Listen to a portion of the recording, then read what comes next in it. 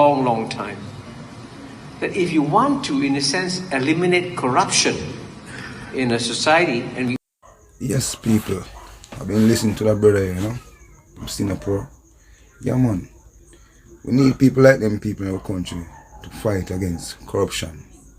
It's my say. We need people like them people that will fight against corruption in our country, Jamaica. Yeah, man, because people, we all see, right, and we all know that corruption turn up in Jamaica. You understand what I say? And corruption we can't try fight against corruption and try to break down corruption from the bottom rail. We have to fight corruption from the top.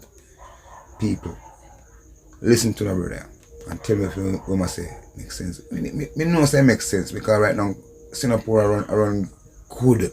People live life in a Singapore people. Yes, my say. So all we can say right now say watch out. We are love as such Jamaica right now. Get rid of all corrupted people, all corrupted politicians. Get rid of them. That's what I say. And make this country be a better country. Be a country just like Singapore people. Yeah, man. Listen to them still. Wow, listen to this, brother. Yeah, man. We all want to eliminate corruption in the society. The most effective way to do it is to make sure you don't punish people at the bottom. You punish people at the top. I'll tell you one story. In the 1960s, when Singapore was a very poor country then, our per capita income was 500. A government minister was invited by a businessman to go on holiday. Just a holiday, no bride. He and his family went on holiday with a businessman. He came back, he was arrested, charged, went to jail. After that, no more corruption. Because it's very powerful signal that is sent when you go after someone at the top. So Singapore's experience, and it's actually quite remarkable how you have almost zero corruption in Singapore, is because we decided that the example must come from the top. Yes, people, I go and take it away.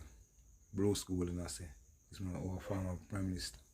This man say, because hear him say, and hear everyone my talk say making sense. This man say, I don't know. Them prime minister is better than Andrew Wallace, I tell you this, Yeah, man, he better than Prime Minister Andrew Wallace. Yeah, man. So I go and take it and hear him say, if what I say makes sense, people. Yeah, man, go on. Take him in, people. Bless people. Just take him in. Didn't touch a penny of it because all our institutions were able to survive the strain and the pressure of that period. Now, it was around that time that those regulations were instituted, that the FSC was established, because it was necessary as well to protect not only depositors, but also people who placed their money with investment houses. So what happened to those regulations? What happened to the FSC? How did it fall down so badly in the stocks and securities matter? And what assurance can we take that it hasn't similarly fallen asleep with other investment houses? This is something that has serious implications for our financial system. And let me explain. We need investment if the economy is to grow, if we are to produce more and export more, to earn foreign exchange and create more jobs in the process. We can't rely on the investment that large companies like Sandals and Grace and Mussons make. Much of the investment we need come from people who do not have the strength of cash of a Grace or a Mussons or a Sandals. Those investments are made by people who have good ideas but don't have the capital. It is the money that people like Usain Bolt and the lifelong savings that the pensioner places with investment houses like stocks and securities that are then made available to those investors. It is that which drives the economy and create jobs. In fact, Sometimes when you hear the big companies like Sandals and Grace and Mussons announcing large-scale investments, it is that same money that the people like Bolt and the little pensioner invest in places like stocks and securities. It is that money that very often is being used to finance those investments.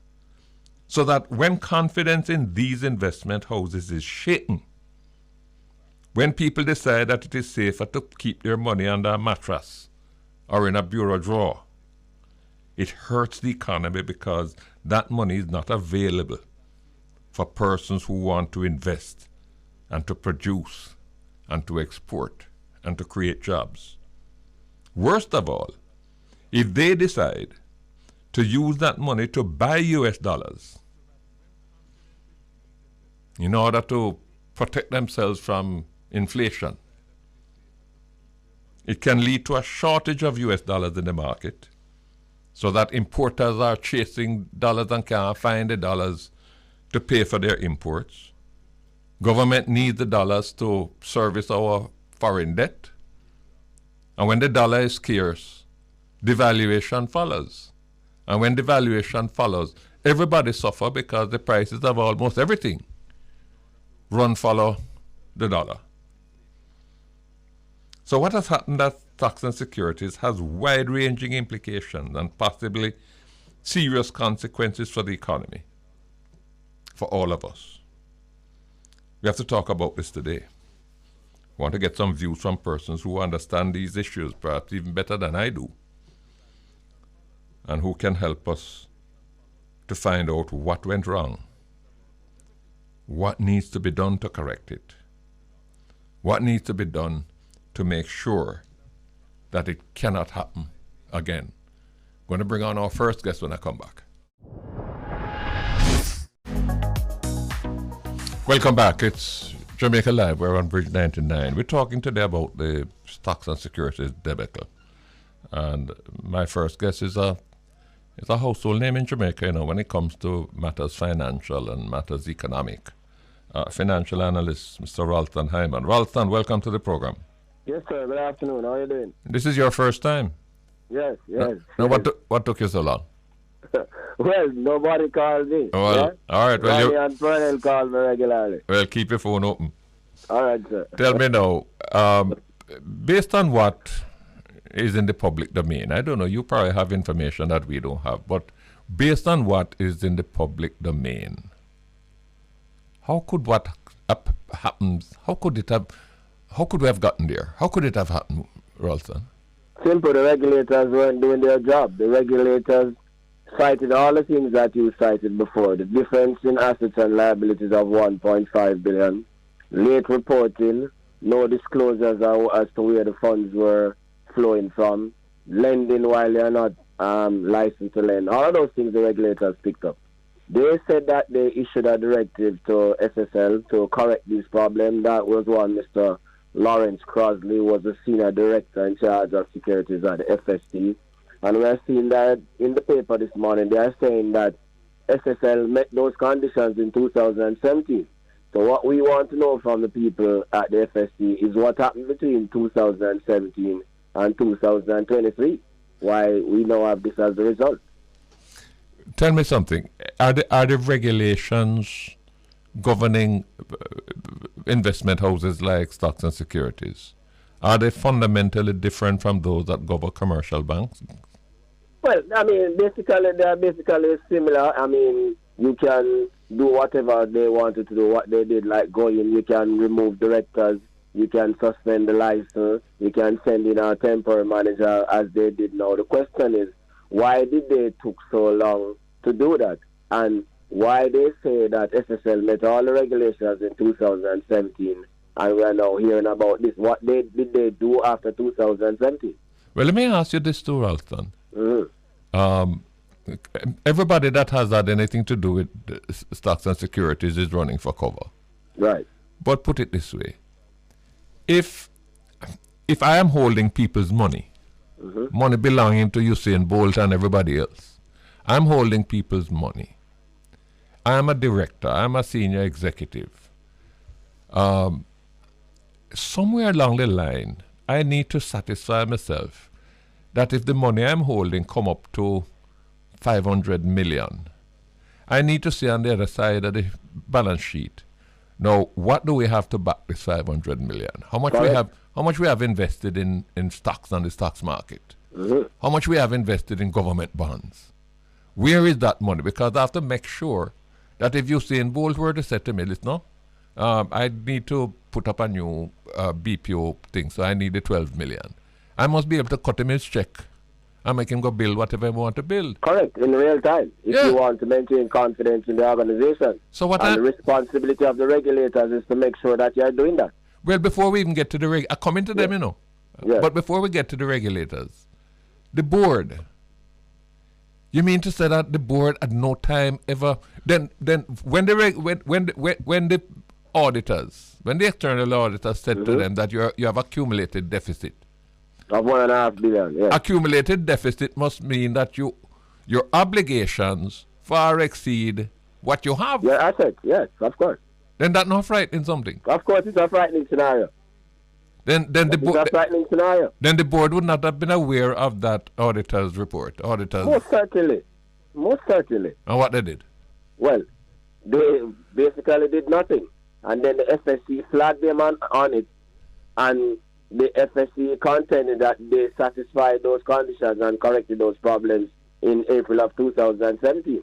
But was that done to the satisfaction of the FSC? Well, that's what they said this morning. And if it was done to their satisfaction, why is it that we're having the current situation? So the FSC clearly fell down on the job. No, you I'm sure would have seen the statement by this lady, Miss Spanton, no? Of course. I read it.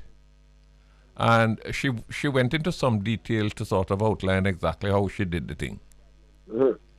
I didn't know that it was possible for you take money from the account, but you put back some zeros to show that no money has been taken. Right. Then no internal auditor don't back that up. That's the point I'm making. Even before the external auditor come in. Correct. Even before the FSC come in. Correct. The internal auditor should say, hey, you know, what the hell is going on here? What is happening here? Of course, you are correct. So it tells you that there was a total breakdown for even the CEO to say that he wasn't aware of the client list. So what is it that they discuss in the meetings in the morning when they have meetings? Well, that's what I'd love to know. That's what I'd love to know. So tell me now, this lady went to great detail to identify the accounts that she tampered with. But Usain Bolt is not there. He's not there, yeah. So who tampered with his money? That's what we want to know. And the tampering that went on with his money seems to be more than all of what this lady is confessing to. Correct. Now you tell me. That's what we want to know. You tell me now, because I know you can take a broad view. Beyond SSL and beyond their clients, and everything has to be done, of course, to try and restore their money. I hope they don't end up with a situation where they're being told by Mr. Ken Tomlinson that they have to discuss how many cents they can get back in the dollar. Well, I believe that is the situation. And of course, I don't believe that anybody, not after all we have been through in the past, I don't believe anybody should call the taxpayer and say, come, Mr. Taxpayer, come help us out. Certainly not. No way. Now, beyond the clients themselves, what are the implications this has for the economy, for our financial sector? Simple. Now, this thing is getting a whole lot of external legs. We have a country that we are dependent on foreign direct investment flows. We are dependent on remittance flows. We're also very dependent on the BPO sector to close what we call the trade gap, the difference between merchandise, imports, and exports. That gap was running at 4.1 billion for the first 8 months of last year. We imported 5.2 billion, exported only 1.1 billion. So we depend on these funds to close the gap. Now, the external people they are losing a whole lot of confidence. This is being reported in Bloomberg, Wall Street Journal, right across the board. We have already seen a slowdown in the remittances, and we expect a further slowdown as the global economy slows down. This loss of confidence will have a deleterious impact on inflows into the country, foreign exchange inflows, particularly from the remittances sector, which is our largest source of foreign exchange, 21% of GDP. Then there's the BPO sector, because the word is that we're scammers. Now, the BPO sector operates on that level of confidence, people's client list and all of those things. So we could see a pullback in investment in that sector, which is one of our fastest growing sectors. And that's a big problem. There's a program of financial inclusion. We are trying to get more people to participate in the formal financial sector. A lot of the people who pull big money, the sporting people like Bolt himself and the entertainment people, they never had any confidence in the financial sector in the first place. This is only going to exacerbate the problem. So as you said before, we could see less foreign exchange flowing into Jamaica and more foreign exchange flowing out of Jamaica as people take steps to cover themselves. What we have seen since this incident, the Bank of Jamaica has done a fairly good job in keeping the dollar stable. Since this incident, we are seeing now we are trading almost at 155 from 153.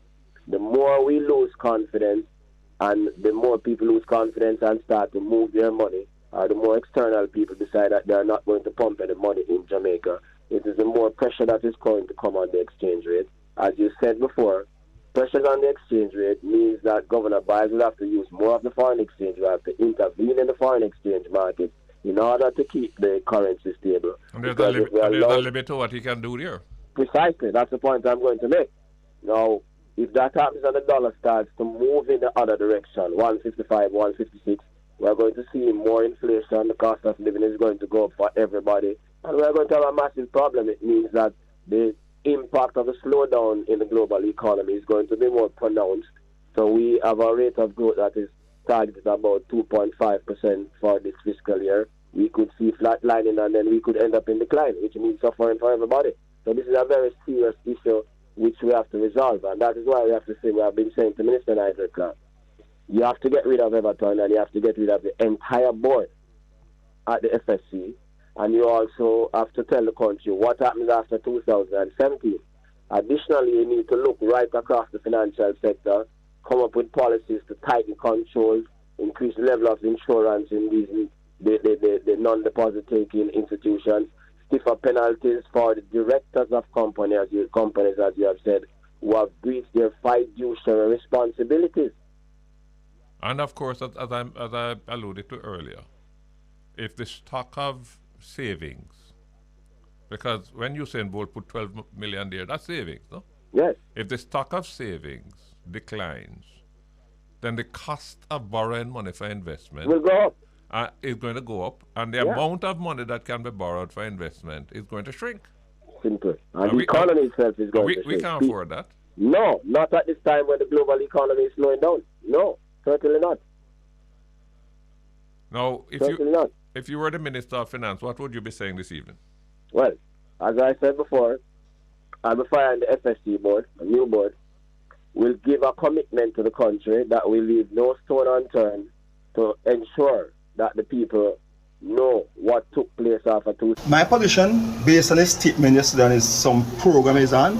Enough is enough. We're going to talk about government to encourage people to invest in stock and what they do. When SSL, what on earth does the government have to do with SSL? That's a private investment entity. What I find with this guy, you always find some reason to go after and do owners indirectly. And my position is, Bruce Golding, as leader, has been a failure. As Prime Minister, double failure. So he needs to stop it now. So I believe if there's an issue, Bruce Golding, who has been a former leader, a former Prime Minister, call on journalists and talk to him behind closed doors. But they keep on sniping, and it's an attack indirectly on my Prime Minister, my government, my party.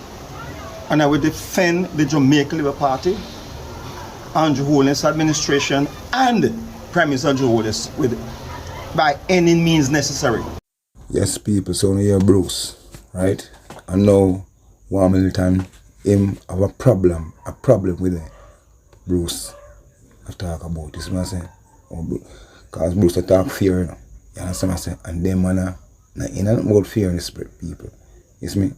Real corrupted, brother, this, bro. Real corrupted. You see me? I say, listen to them man I lick out against Bruce. What Bruce say?